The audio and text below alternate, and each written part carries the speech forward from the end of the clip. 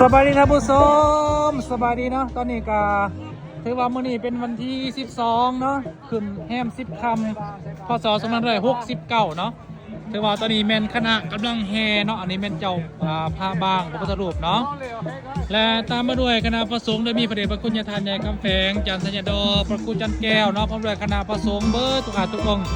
และตามมาด้วยคณะทานทูตเนาะทานห้องทูตและประธานทรงหลวงเงิมพร้อมด้วยคณะพ่อแม่พี่น้องได้มาต่อมาโฮมกันมาแห่อยู่ที่วัดป่าพุทธรวันเนาะเป็นการสืบสานที่ของประเพณีวัฒนธรรมที่ดีที่งามที่ชาวพุทธของพวกเฮาได้อนุรักษ์ตกทอดเนาะให้อยู่เส้นลูกเส้นหลานเนาะอันนี้ก็เป็นภาพบรรยากาศแห่งกเบิกบ้านมวลซืนทางผู้ชมเนาะอยู่ทางบ้านตลอดทางไหนที่บ่ได้มาก็จะเบิ่งคลิปนี้เนาะให้มีความปลื้มปิติยินดีอนุโมทนาสมซืนในกองบุญกองกุศลที่พวกเฮาได้สร้างได้กระทำเนาะอันนี้ถือว่าเป็นภาพบรรยากาศแห่งความเบิกบ้านมวลซืนอีน้ำสำราญเนาะเป็นสิ่งที่งดงามเนาะเป็นสิ่งที่งดงามเป็นสิ่งที่ปานีตที่ทางพ่อแม่พี่น้องปองไปหาลูกหลานอยู่ทั้งบ้านทั้งซองในเบิ่งในส้มคลิปนี้ก็จะมีความปลื้มปิติยินดีว่าคนลาวเฮามีความสมานสามัคคีกันเนาะแน่นแฟ้นด้วยบุญด้วยกุศลแท้ๆที่พวกเฮาได้มาสร้างมาสานี่แม่นไม่มั่มเนาะอย่าแม่พรสาธุแฮปปี้นิวเยียร์เด้อเอาขอเชิญเนาะขอเชิญเบอร์ทุกท่านอันนี้เป็นภาพแห่งบุญภาพแห่งกุศลเนาะที่พวกเฮาได้สร้างน้ำกระทำบุญเนาะอยู่ที่วัดป่าพุทธรวันในมื้อนี้ขอให้บุญคำนำสู้เด้อมวนสาธุหาเมียหายได้บ่นี่โอ้ยอันนี้ก็เป็นภาพบรรยากาศแห่งความเบิกบานมวลซืนเนาะเนี่ยพ่อเนี่ยแม่ลุงป้านาบานาสาวเฮาเบิดสุขุสุคนก็ได้มาสร้างความอิ่มอกอิ่มใจเนาะสร้างความเบิกบานมวลซืนเนาะได้มาสืบห้อยตาว่าห้อยปูอนุรักษ์ตกทอดฮีดของประเพณีวัฒนธรรมที่ดีที่งามของชาวพุทธเฮาเนาะโอ้ยหาเมียก่อนอันนี้ก็เป็นภาพบรรยากาศในความเบิกบานมวลซืนเนาะ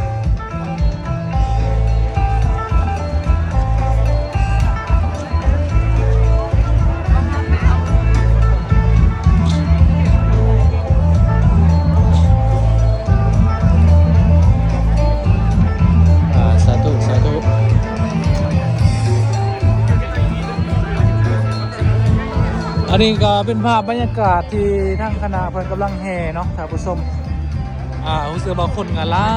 ายท่านผู้ชมเป็นภาพแห่งบุญภาพบารมีเนาะ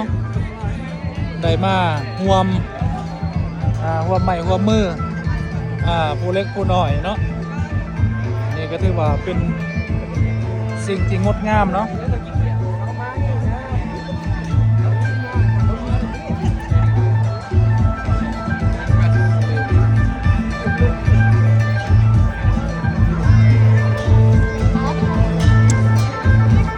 เดี๋ยวไปหาพันยาก่อนพันยาหายแล้วท่านผู้ชมเอ้ยนี่ก็ทางหน้าเป็นภาพแห่งความเบิกบานมวลซืนเนาะท่านผู้ชมความปลื้มปิติยินดี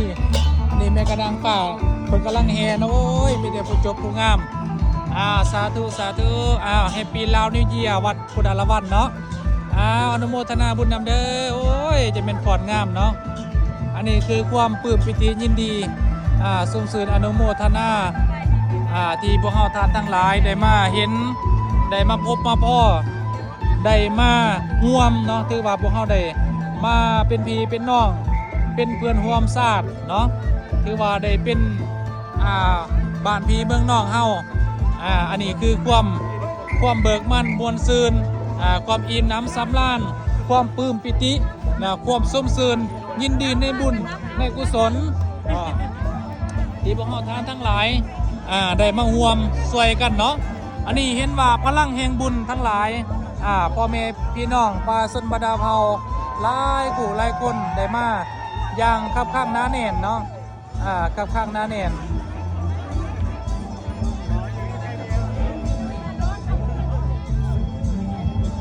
เป็นอย่างให้อย่าง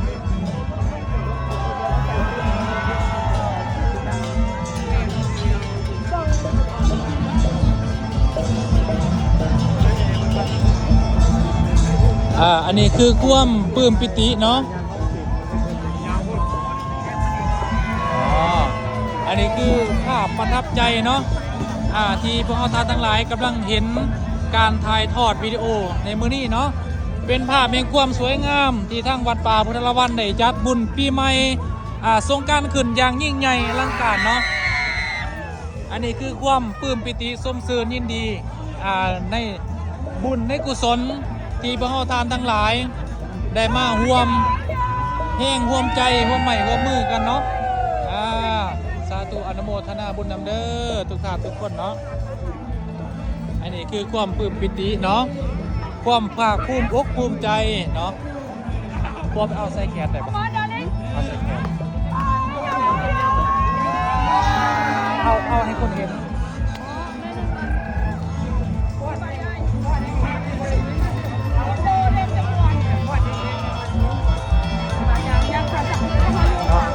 อันนี้คือกองบุญเนาะกองแฮที่พวกเราท่านทั้งหลายได้แห่รวมกันเนาะอันนี้คือความปลื้มปิติความเฉลิมฉลองบุญสงกรานต์ปีใหม่อยู่วัดป่าเนาะถือว่าคนมาห่วมโอ้ยขับข้างหน้าแน่นพ่อแม่พี่น้องเฮาอันนี้แหละบุญเนาะบุญกุศลบรรยากาศก็เป็นใจโอ้ยบ่มีฝนปีนี้ถือว่าโชคดีอันนี้คือขนาดกองเหย้าเฮาอันนี้คือเป็นภาพบรรยากาศสดๆดีพ่อแม่พี่น้องเฮาอยู่ทั้งบ้านในเบิ่งในส้มเนาะก็ขออนุโมทนาเนาะสำหรับท่านใดที่เห็นคลิปวิดีโอนี่ก็ขอให้มีโชคมีไส้อยู่ดีแม่ทั้งไปทั้งกลับให้มีกระซับทั้งกลับทั้งไปเนาะอันนี้คือความภาคภูมิใจความอิน้ำสำราญของพ่อแม่พี่น้องเฮาเศร้าพุดทุกทวนหน้าเนาะสบายดีปีใหม่เด้อเบิดสุขุสุคนผู้ใดเห็นคลิปวิดีโอนี้แล้วเนาะแต่ก็ให้ปลุกกลุ่มสุมเย็นอันนี้เป็นพลังแห่งมวลชนเนาะที่มาหลายจากทิศสารทิศเนาะได้มาเต่ามาโฮมเป็นเนื้อน้ำบุญอยู่ที่วัดป่าโพธารวันถือว่าปีหนึ่งมีครั้งหนึ่งปีเดียวก็มีครั้งหนึ่งเนาะอันนี้คือความประทับใจความเบิกบานมวลซื่นความอิ่มอกอิ่มใจของชาวพุทธเฮาที่ได้มาห่วมใหม่ห่วมมือห่วมจิตห่วมใจได้มาต่อยอดแถมส่วนพานสร้างบุญสร้างบารมีอยู่ที่วัดป่าโพธารวันของพวกเฮาในมื้อนี้เนาะเขาจะเห็นว่ามวลชนมาย่างคับข้างหน้าเนี่ยเนาะอันนี้เอิ้นว่าพลังแห่งบุญพลังแห่งกุศลยามใดวัดว่าพุทธศาสนาก็เป็นศูนย์รวมจิตใจของชาวพุทธเฮาเนาะที่มาร่วมใหม่ร่วมมือร่วมจิตร่วมใจเนาะได้มาเต่าโฮมพลังแห่งบุญพลังแห่งกุศลได้มาฮอดจอดถึงแล้วก็ถือว่าเป็นบุญเป็นปรมีเป็นคุณงามความดีได้มาฝากซื้อไว้เป็นบุญฝากนามสกุลไว้เป็นปรมีฝากคุณความดีไว้ในศาสนาบ่ว่าจะเป็นทางพี่น้องชาวลาวชาวไทยชาวพุทธทุกศาสตร์เนาะได้มาร่วมใหม่ร่วมมือร่วมจิตร่วมใจกันโอ้ยอันนี้คือถือว่าเป็นสิ่งที่งดงามเป็นสิ่งที่ประทับใจเนาะที่ชาวพุทธของพวกเฮาบ่ว่าจะมาจากไกลและไกลจากเหนือและจากใต้โอ้ยอันนี้คุณแม่คนสวยเฮาโอ้ยสบายดีเด้อฮัลโหลนี่คุณแม่คนสวยเฮาสวัสดีปีใหม่เด้อนี่สวยทั้งวันทั้งคืนทั้งนอนทั้งตื่นก็สวยทุกวันคุณแม่ผมโอ้ยอายุมันควรยืนสาธุสาธุอันนี้แหละพ่อแม่พี่น้องเอ้ยบุญมือเศร้าคือตักบาตรจังหันบุญกลางวันแต่งเป็นค่อยคำบุญยำคำเข้าวัดฟังธรรมบุญยำแรงแต่งขันม้วนดอกไม้คำมาเดิกสักใส่ให้กินทำภาวนาอันนี้ก็แมนทั้งคณะแม่พ่อพนโอ้ยนี่พ่อทินแม่จันทมรเพิ่งก็ได้รับหน้าที่เป็นแม่ค้าขายผ้าไตรเนาะบูชาผ้าไตรจีวรพ่อแม่พี่น้องชาวพุทธเฮาบ่ได้มา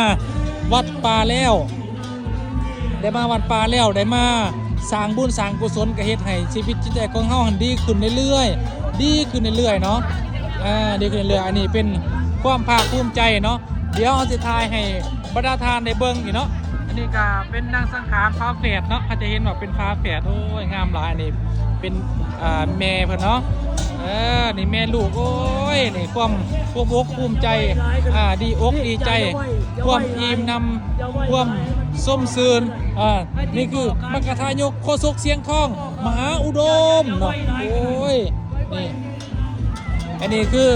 การเฮพระเนาะ ยามใดเฮาก็มีพระอยู่ในใจมีพระอยู่ในใจเป็นพระอยู่ในใจของเฮาแล้วเฮาก็สิอยู่ซุ่มกินเย็นเนาะปราศจากทุกโศกโรคภัยถือว่ามื้อนี้อากาศดีหลายท่านพี่น้องเอ้ยทางผู้ชมเอ้ยสำหรับผู้เว้านี่ก็โอ้ยปลื้มปิติเนาะรู้สึกว่าเป็นภาพแห่งความอิ่มอกอิ่มใจที่ทั้งพ่อแม่พี่น้องลุงป้าอาน้าบ่าวน้าสาวเฮาหลายคู่หลายคนได้มาเต้าโฮมเอาอย่างเลยเนาะอันนี้คือความภาคภูมิอกภูมิใจเนาะของคณะชาวพุทธเฮาบ่ว่าจะอยู่ภายในและต่างประเทศโดยเฉพาะแม่นพระเดชพระคุณยายทานใหญ่คำแฝงเฮาได้เป็นประมุขเป็นประธานคณะประสงค์องค์เจ้าเบิดทุกองค์เนาะเราก็จะเห็นว่าทั้งคณะกรรมการเราก็ถือกันมาบอกมักเป่งอันนี้เป็นสิ่งที่สวยงามเนาะเป็นสัญลักษณ์แห่งบุญเด้อพ่อแม่พี่น้องเฮาเนาะโอ้ยแต่ก็ซุกนี่ก็เว้าหลายเนี่ยมื้อนี้ท่านผู้ชมเว้ยโอ้ยอากาศจะเป็นเย็นเนาะเย็นดีโอ้ยนี่คือความเบิกบานมวลซื่นของชาวพุทธเฮาเนาะมีฟ้อนมีเต้นมีแห่แหนอ้อมเนาะอ้อมต้นโพนี่เห็นบ่มีทุ่งพันหางเป็นสัญลักษณ์แห่งบุญเฮาเนาะคนลาวชาวพุทธเฮาอยู่ไสก็มีความปุ่มลุ่มกันดีเนาะความใหม่ความ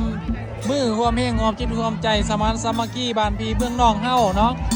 ไปพุ่นกินปลามาปีกินเก่าไปพุ่นนางบ่าวมาปีนางจ่าเนาะอันนี้คือความเบิกบานมวลซื่นของชาวพุทธเฮาเนาะชาวพุทธเฮาเนาะ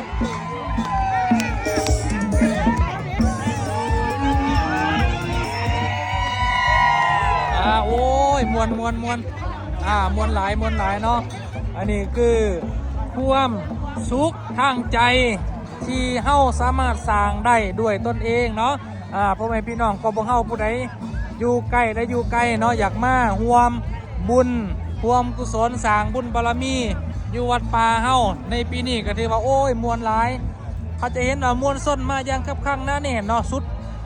ใส่หูสายตาพ่อแม่พี่น้องเอ้ยอันนี้ถือว่าเป็นด้วยบุญด้วยบารมีเนาะ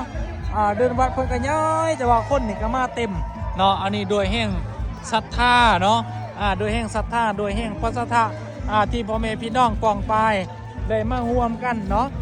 อย่างคับคั่งหน้าแน่นเป็นจิตหนึ่งใจเดียวเนาะเป็นจิตหนึ่งใจเดียวอันนี้แหละเพิ่นเอิ้นว่าบุญเนาะบุญกุศลที่บ่ได้สร้างมันก็จะเป็นสิ่งต่อยอดอนาคตเฮาไปสู่ปรโลกเบื้องหน้าบุญต่อบุญเงินต่อเงินเพิ่นว่าเนาะยิ่งท่านก็ยิ่งได้ยิ่งให้ก็ยิ่งมีท่านไปแล้วเป็นของเฮาคือเก่าบ้านไงลังเขาหมื่นเท่าพันตะวีเนาะอันนี้คือความเบิกบานมวลซืนของชาวพุทธเฮาที่ได้มาร่วมไม้ร่วมมือร่วมจิตร่วมใจเนาะปีใหม่ฝ่าใหม่บุญขับนำสู้เด้อยายพ่อยายแม่เด้อลูกหลานเด่นดอนเฮาบุญปีใหม่ฝ่าใหม่เนาะมีแต่โศกมีแต่ทรายอยู่ดีมีแห้งโอ้ยนี่ยายแม่ตุ้ยเฮาพอเมียก็มาหอดจอดถึงสาธุอันนี้เอิ้นว่าเฮามาด้วยบุญมาด้วยศรัทธามาด้วยปรมีแห่งบุญที่พวกเฮาได้สร้างได้สาเฮ็ดให้ชีวิตของเฮามีความเจริญก้าวหน้าสถาพรอันนี้แหละเพิ่นว่าบุญเนาะบุญอยู่ในโลกมนุษย์เฮานี่เข้าวัดเข้าว่าฟังธรรมบุญศีลกินทานนี่ยายแม่เฮาเฮลโลสบายดีปีใหม่เด้อนี่คือบุญแห่งกุศลเนาะที่พวกเฮาได้สร้างได้สาได้พัฒนาต่อยอดสร้างบุญสร้างบารมีอันนี้ก็ถือว่าทั้งพ่อแม่พี่น้องเฮาโอ้ยหลายคู่หลายคนได้มาร่วมไม้ร่วมมือร่วมจิตร่วมใจสร้างบุญสร้างบารมีก็ขอให้เป็นบุญเป็นบารมีเบิดสุขุสุคนเด้อขนาดเด้ออันนี้แหละชาวพุทธเฮาเนาะยามใดเฮาก็ได้มาเห็นกันได้มาเต่าโฮมความสมานสามัคคีเป็นจิตหนึ่งใจเดียวเป็นจิตหนึ่งใจเดียวสามัคคีกันไว้คือข้าวเหนียวหนึ่งไม้ยาสิเพแตกมั่งคือนำถือข้าวเหนียวสามัคคีกันไว้คือพ้นตกแสนหาเป็นว่าตกลงมาจากฟ้าไหลเข่าบอลเดียวเนาะอันนี้คือคณะวงดนตรีเฮาโอ้ยเพิ่นก็มาหอดมาถึงโอ้ยเบิกบานมวลซื่นสาธุเด้อฮัลโหลสาธุโอ้ยมวลหลายเนาะมวลโดยบุญมวลโดยกุศลยาพ่อยาแม่เฮาอีตักพิธีกรโกศกนี่ก็เมื่อยเด้อมื้อนี้ก็บอกแต่จะเช้าท่านผู้ชมไว้ฮะประเด็นก็ยังบ่ทันได้หยุดเนาะมาบอกใส่โทรศัพท์ท่านผู้ชมได้ฟังอยู่ทางบ้านกันบ่บอกแต่ผู้ชมก็บ่ได้ฟังโอ้ยอันนี้คือความปลื้มปิติเนาะความอิ่มน้ำสำราญด้วยบุญด้วยบารมีด้วยกุศลผลทานเนาะถือว่า เวียน3 หอบขอบ3 ที่เนาะโอ้ยมวนหลายเนาะอ้าวสาธุสาธุกระโจเพียงสิ่งนี้เราพ่อแม่พี่น้องนะจบแล้วอ้าวบุญคำนำสู้อยู่ดีมีแห่งเบิร์ดสุขุสุขคนเด้อสาธุสาธุ